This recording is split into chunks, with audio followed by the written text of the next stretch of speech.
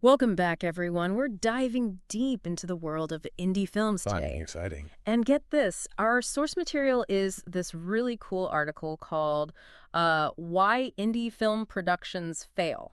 Oh, I've heard of that one. Yeah, and there's a little extra to the title, too. It's Why Indie Film Productions Fail and How Javon Bates' The Legacy Films is Changing the Game. Okay, getting interesting. Yeah, right. So, we're not going to spend time on the obvious stuff that everybody already knows. Like, Yeah. we all get that indie films have smaller budgets and all that. Right. But this article, it goes deeper. It's like, okay, we know the challenges, but how do you actually overcome them? I like it, getting into the nitty-gritty. Exactly. And this Javon Bates, The Legacy Films, they're like a case study in how to make it work.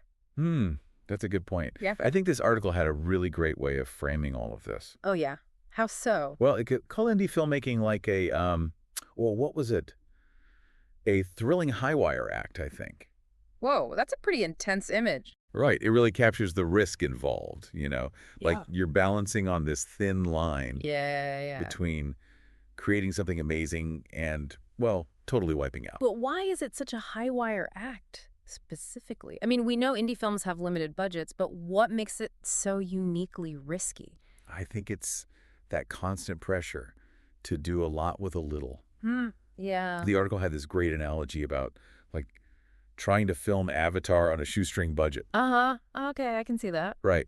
But seriously, it's about balancing your artistic vision with the reality of your resources. Makes sense. And that's where a lot of indie films, they kind of stumble. They get too ambitious. Yeah, they try to go for these big, visually spectacular stories that just don't fit their budget. Yeah, that makes sense. And then, boom, they crash and burn. But Javon Bates, the Legacy Films, they seem to be doing it right, at least according to this article. Yeah, they really do. Are they just like masters of stretching a dollar? What's their secret? Well, they're definitely good at being resourceful, but I think it's more than that. Okay, I'm intrigued. They're really smart about the stories they choose. Like, they know how to find these high-concept ideas Okay. that are still achievable on a smaller scale. So it's not just about the money, it's about picking the right battles. Exactly. And the article gives a great example. Their film Common Creed, Trafficking and Dying to Live. Okay, what about it? Well, it tackles a really complex and serious issue. Human trafficking. Yeah. Definitely a heavy topic. But the way they tell this story, it's focused on these really powerful character dynamics. So they don't need crazy special effects or elaborate sets to make it impactful. Exactly. It's about finding stories that pack an emotional punch without needing a Michael Bay explosion budget. Right. It's about that human connection. Exactly. And I think that actually leads perfectly into the next big thing the article talks about, which is, the storyline itself. The heart of it all. Yeah, you'd think that'd be obvious, right? Like, duh, you need a good story. You think so? But the article makes this point about some indie films getting so caught up in style over substance. Ah, yes, the classic trap. It's like they're trying so hard to be visually impressive that they forget about actually telling a compelling story. It happens all the time, especially with first-time filmmakers. They want to show off all these cool techniques they've learned. Yeah, I get it. But they end up with a film that looks great, but lacks that emotional core. So how do you strike that balance? Well, Tangerine is a fantastic example of how to do it right. Tangerine, that was shot on iPhones, wasn't it? Yeah, so it's got that stylistic element. Right. But the reason it works so well is because the story is so raw and human, it grabs you. So even with limited resources, a strong narrative can really elevate a film. Absolutely. A great story can make even the simplest film unforgettable. I like that. And that kind of brings us to the next hurdle, Let me guess, getting people to actually see the film. Bingo. Yeah. You can have the best story in the world, the most beautiful visuals, but if no one sees it, what's the point? Yeah, that's the big question. And that's where the whole high wire act analogy really comes back into play. Because now you're not just balancing budget and creativity, you're balancing visibility too. Exactly. You're out there competing with these massive blockbusters, endless streaming options.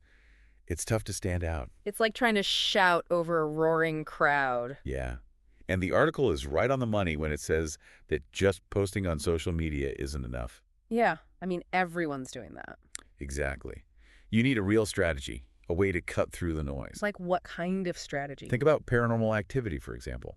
They built so much hype with those lo-fi trailers. Oh, I remember that. It felt so real, so creepy. Right, and they were really smart about targeting their marketing online. Okay, so they tapped into audience curiosity. Exactly.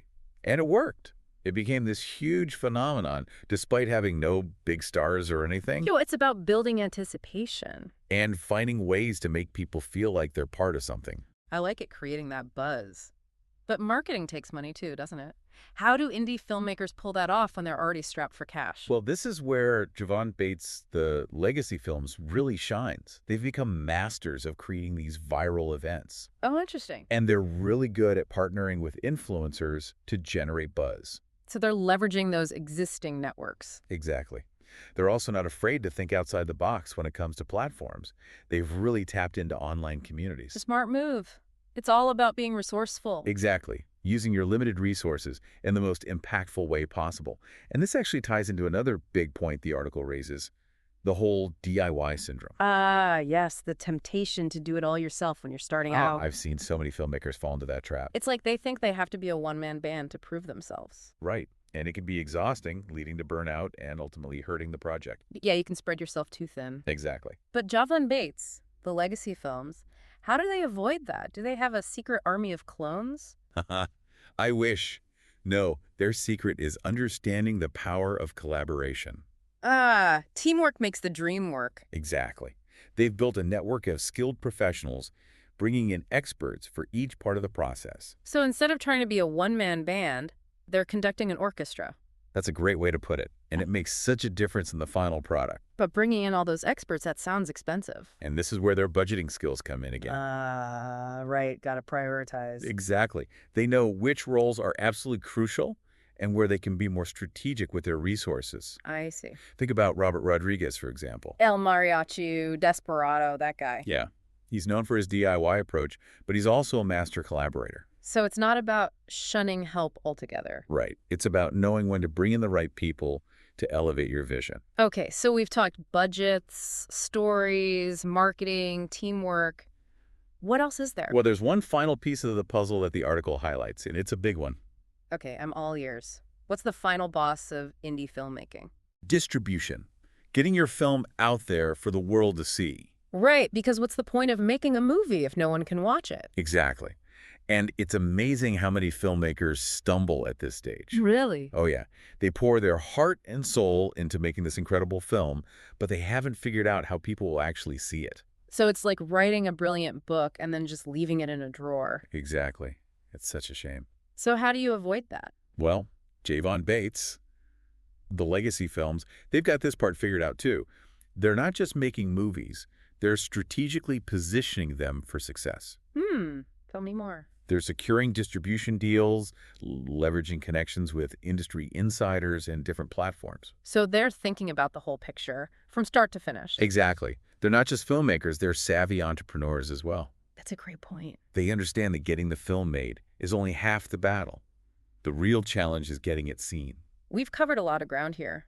Budgets, storylines, marketing, DIY syndrome, distribution. It's a lot to juggle. It is, and it's clear that Javon Bates, the legacy films, has cracked the code in a lot of ways. They really have. They're navigating these choppy waters of indie filmmaking and coming out on top. It's impressive, but it also makes you wonder, What's that? does all of this really matter to someone who isn't trying to make an indie film?